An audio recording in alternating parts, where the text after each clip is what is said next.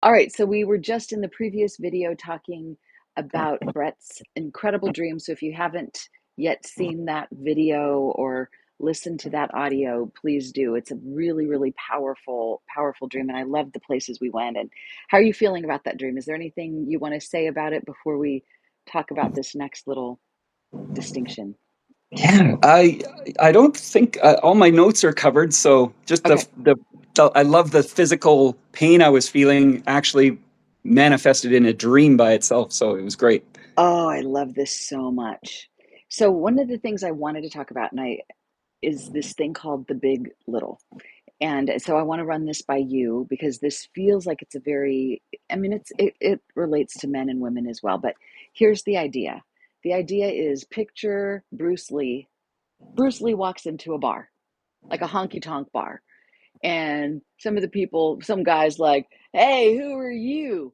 You don't look like you're from here. Let's kick your ass. And Bruce Lee is like, how would Bruce Lee handle that? Oh, you're asking me? Yeah. Ooh. How do you imagine?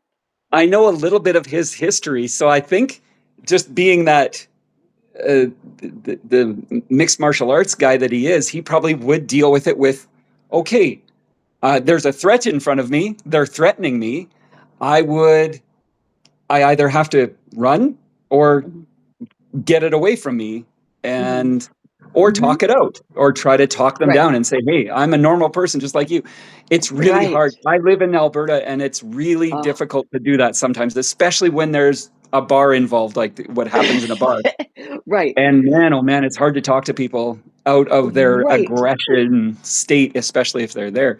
So that leaves you with the, okay, I got to defend myself. This guy's coming at me. You might have to And do he's, that. of Right. course, But really that would good at that. probably, if it were my dream, I would imagine that would be the last thing he would go to. He would try to, like, there would be some, I would, if I was Bruce Lee and it was my dream, I would chuckle at Bubba for like saying, like, oh, like you don't know who you're messing with, and that's okay. Like, Right. forgive him, Father, for he knows not what he does. And let's just put down that, let's just kind of walk around it. And of course, if it doesn't stop and if everybody in the bar turns against him and it does seem like it's coming down to life and death, he would go wonk, wonk, wonk, done, move. Like nothing excessive, just enough to like get the point across and move on. Mhm. So, so Bruce Lee, because he knows his level of skill, he knows his body is a Mhm. lethal weapon. He can be calm. He can be chill, even under duress, even in a threat. So he's big. He's the definition of big. He knows he's a big, big guy, so he can be calm. He can act little. He can act like no big deal. Whereas Bubba in the bar has this insecure little boy in him that feels so afraid that he has to make a big show of how macho he is by going above and beyond, putting somebody else down. You would only do that if on the inside you were feeling tiny, if you're feeling so small.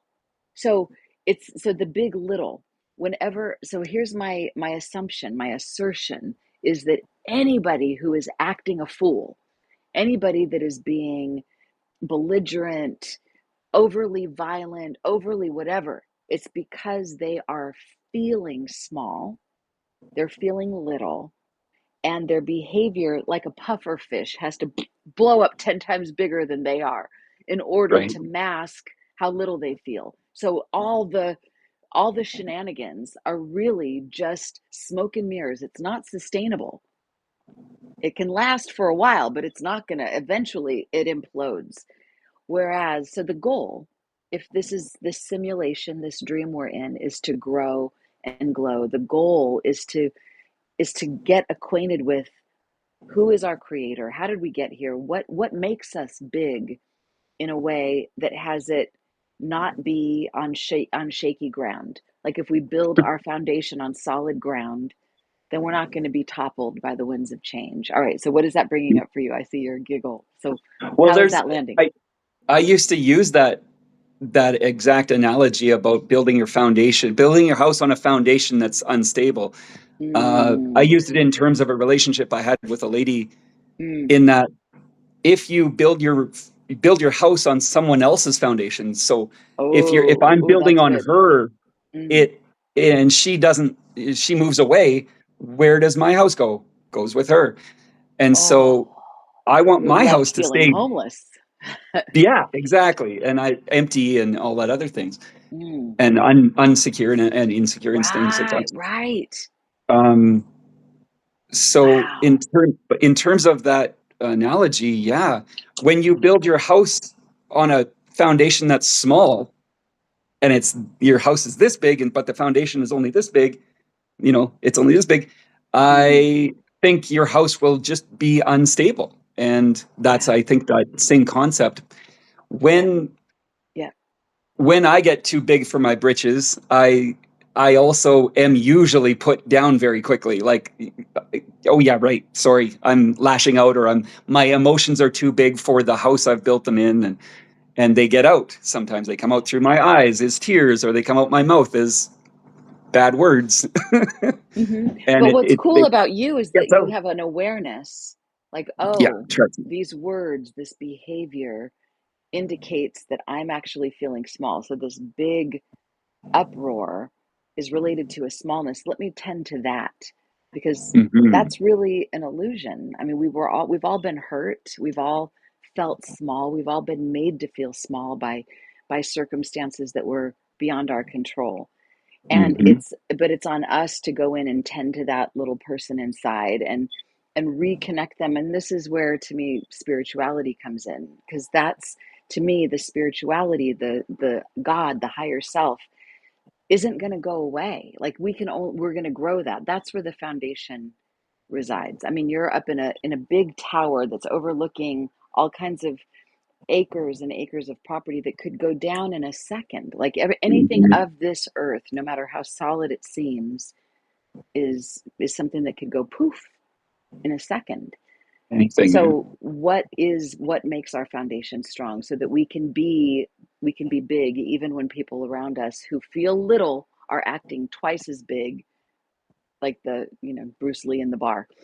So I'm working this out, but how is that landing for you, or what is that, anything else that's bringing up for you? Excellent. Yeah, it's an excellent concept. Any Anytime there's an imbalance, Yeah. and that's one big thing I learned about, was being in balance with what's in front of you. Like, if I'm given um, a person's personality, if they're presenting a personality to me, I have to accept that as truth. That's them being Mm, them. That's their truth for right now, right in this moment. Yesterday they might have been a completely different person.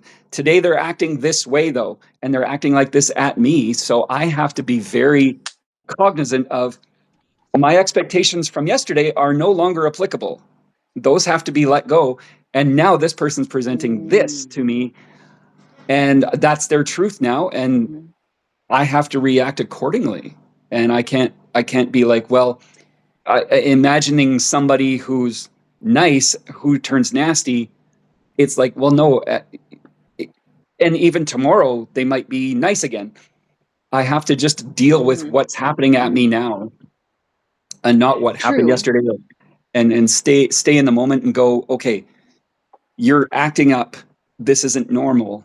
I'm going to let you be who you are, and react accordingly. Either stand back or step in, or discuss it and calm them down and remind them who they were, and who they actually are. Maybe. Maybe that would be sort of the let them theory. Like, what if they, oh, it looks like your internet's going down, but I'll just speak this really quickly and then we'll wrap this up.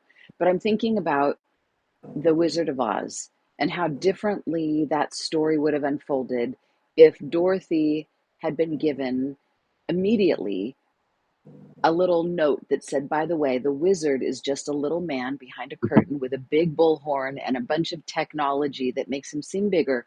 But go ahead, you're going to have to deal with him. But just shh, here's some insight. And then she passes the note to the lion, to the scarecrow, to the tin man. And they're like, shh, we still have to deal with him, but we have hidden information. So you interact, but it's like you know something that gives you an advantage. So yes, we still have to Mm. deal with people that are, and we have to deal with ourselves, but we can have, at least this is what I've been playing with. When I see some aberrant behavior, I tell myself, little, the big little, like they're so it's still unpleasant. It doesn't make it lovely to deal with somebody who's overcompensating, or how I am when I'm overcompensating. It's never lovely, but at least there can be this little wake up and know what's behind the curtains. And so even knowing that isn't adding, I think it adds less fuel to the fire, or maybe adds a little water so that it can dissolve a bit. Anyway, Definitely. that's my thought. I So, can't yeah, go. I can't remember the name of the actor. There was a movie called The Mothman Prophecies or something Yes. like that. Yeah, And yeah, yeah. Isn't there's that one Michael line in that Keaton? movie. Michael Keaton? Uh, it was the fella from Primal Fear. I can't remember. Richard I know. Gere. He was Oh, in it. yeah, yeah, yeah. Love him. And there's one line in that movie that said, "What if the people, the higher beings or the people in charge are only on the 10th floor of a building that you're on the ground floor of? So they can see just a little bit further than you can. They can see the traffic designs. They can see Ooh. the way the traffic's moving. And you can't. You're on the ground floor. You can't see what they can see looking down at a bigger picture. Just literally like my tower. I'm 100 feet in the air. I get to see the whole picture of the forest and see how it interacts with itself and see the birds and see the prey and the predators and everything. But sometimes you just have a different perspective, and I think that's what that line says to me is sometimes you just have to have faith that somebody else can see something different than you can, and they've got a bigger they can see how the system works rather than where your feet are at this time.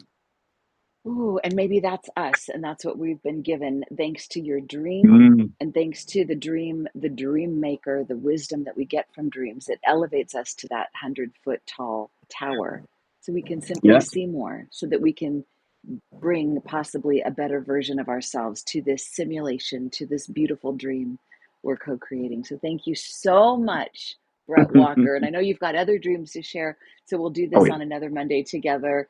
Oh, Thank you perfect. for joining me, and be very safe and careful up there.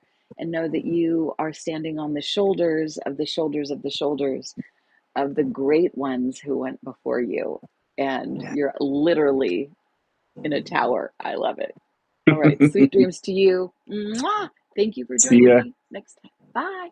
Sweet dreams. Bye. Bye.